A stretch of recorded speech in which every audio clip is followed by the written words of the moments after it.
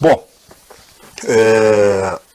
vocês devem ter lido, isso saiu aí em jornais, blogs, sites da grande imprensa, blogs alternativos, enfim. A ministra Carmen Lúcia, presidente do Supremo Tribunal Federal, na volta do recesso, como é de tradição, fez um pronunciamento. E esses são, infelizmente, os tristes tempos que nós estamos vivendo com o nosso sistema de justiça, a começar pelo Supremo, eu ia dizer pequeno Tribunal Federal, mas foi sem querer, Supremo Tribunal Federal. E o pequeno aí, eu ia errando, que vocês devem lembrar que ontem, então, hoje ela deu seguimento ao que ela falou ontem.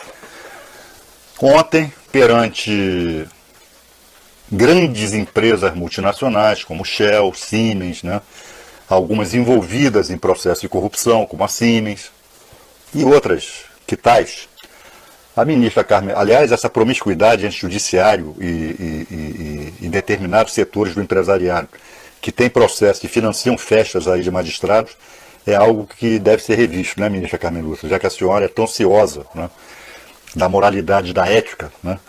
E a ministra Carmen Lúcia ontem disse que o Supremo não poderia se apequenar e julgar a questão da presunção de inocência, né, por causa de uma pessoa. No caso, essa pessoa é Lula. Eu até me pronunciei a respeito sobre isso, me pronunciei a respeito desse assunto, dizendo que o que é pequeno, o que tem apequenado o Supremo, a própria administração da ministra Carmen Lúcia contribui para isso. A ministra Carmen Lúcia, objetivamente, não é uma boa presidente do Supremo. Não mostrou estar à altura. E o que apequenou o Supremo e vem apequenando o Supremo, primeiramente, foi a intensa participação do Supremo, sobretudo de alguns de seus ministros, no golpe. São ministros que falam pelos cotovelos, né? São ministros que, alguns deles, obviamente, se pronunciam, emitem opiniões acerca dos casos que estão julgando, né? E, sobretudo, o Judiciário, a partir do Supremo, resolveu, de algum tempo para cá, entrar na política. E aí eu entro no assunto de hoje. Hoje a ministra Carmen Lúcia, no seu discurso, disse que é inaceitável desacatar a justiça, desacatar o Poder Judiciário, ofender a magistratura. Ela entende, abro aspas, que é até possível criticar decisões judiciais, mas não desobedecê-los. Bom, primeiramente, é possível? Não, ministra, não é possível. É um direito de qualquer cidadão criticar seja lá o que for. A decisão dos senhores juízes, das senhoras juízas, não são atos emanados de uma divindade. Uma divindade, até as divindades hoje em dia são questionadas, quanto mais decisão judicial. Então, ministra, menos, né? Não é o adjetivo correto não é possível, né? O adjetivo correto é um direito de qualquer cidadão, de qualquer cidadã, emitir opinião acerca de qualquer coisa, inclusive de decisão judicial. Aquela imbecilidade que muitas vezes se repete, que decisão judicial se cumpre, né, e não se discute, não passa de uma imbecilidade. Então, como imbecilidade, não deve ser levada a sério. Agora, a senhora fala, senhora ministra Carmen Lúcia, em desrespeito. Bom, vamos lá.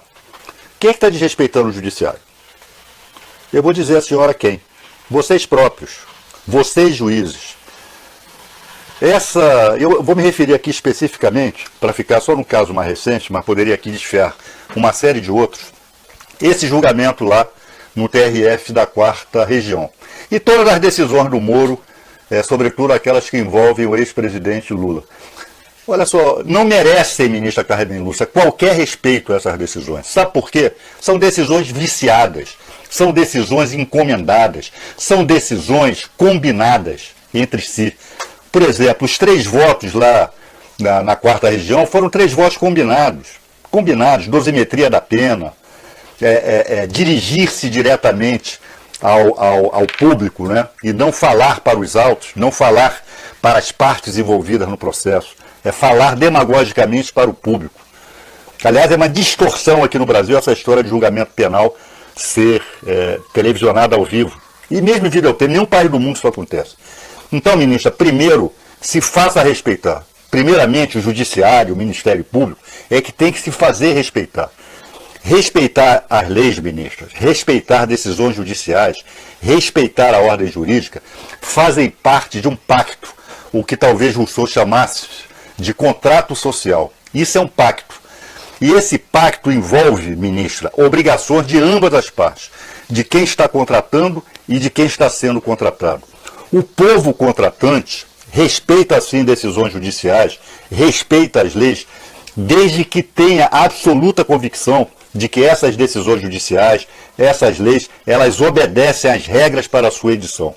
Agora, decisão judicial que a gente sabe que foi emitida para perseguir, decisão judicial em processo criminal que foi produzida contra a prova dos autos, ministra, ninguém vai respeitar isso, tá certo? Ninguém vai respeitar. Ela vai se impor pela força. Ela vai se impor pela força repressiva, mas não pela força moral, como deveria ser qualquer decisão judicial. E mais, ministra, a senhora quer respeito aos juízes? Então os juízes têm que se fazer respeitar. Hoje, aí vocês estão provando do veneno que é entrar na política. Então não se queixa, ministra, não entra na política, cala a boca. Vocês têm que calar a boca. Vocês são pagos para julgar processos e não para ficar emitindo opinião sobre tudo e sobre todos como vocês fazem. Vocês vivem chamando os políticos de corruptos. Perfeito.